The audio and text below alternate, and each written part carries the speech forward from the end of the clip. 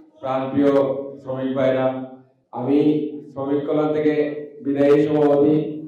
আমার এই বিনোদনের প্রধান দায়িত্ব পালনের সর্বশেষ দিন আজকে এই দিন। আমি দায়িত্ব পালনকালে শ্রমিক কল্যাণের দায়িত্ব অর্পিত হয়েছিল।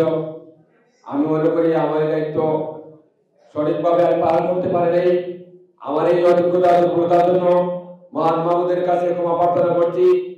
আমি যে সমস্ত ভাইদের সাথে কাজ করছি, আমি শ্রমিক কল্যাণের যে কোনো ডাকে আপনাদের সাথে সবসময় পাবেন আমাকে। শ্রমিক কল্যাণের যে কোনো প্রয়োজনে আমার এই প্রাণপ্রিয় সংগঠনের জন্য আপনার জন্য সকল ভালোবাসা উজাড় করে আমি সময় দেব ইনশাআল্লাহ। আমি আমার দায়িত্ব পালনকালে দুজন সেক্রেটারিকে পেয়েছিলাম, ওনাদেরকে কর্মী অবস্থায় পেয়েছিলাম। জামিল ভাই বর্তমানে কানাডা প্রবাসী, উনি আমার হাত ধরে রোপণ হয়েছেন। শ্রমিক কল্যাণের অনেক শ্রমিক ভাই আমরা রেডিমেড দায়িত্বশীলরা কাজ করি। আমি এই সেশনে যে সেক্রেটারিকে পেয়েছিলাম, উনি শ্রমিক কল্যাণের শ্রমিক থেকে উঠে আসা একজন দায়িত্বশীল সেলিমুদ্দিন ভাই আমার হাত ধরে রোপণ হয়েছেন।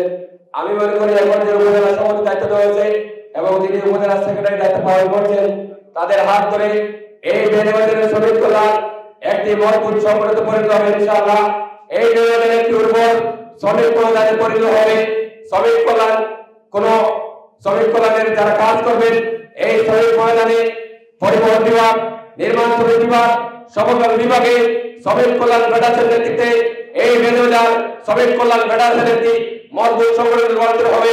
আগামীতে যে বাইরের উপর দায়িত্ব করেছে, আমি মনে করি তাদের নেতৃত্বে এই বেনিবাজারের সকল শ্রমিক কল্যাণ ফেডারেশনের ছায়াতলে সমাবেত হবে।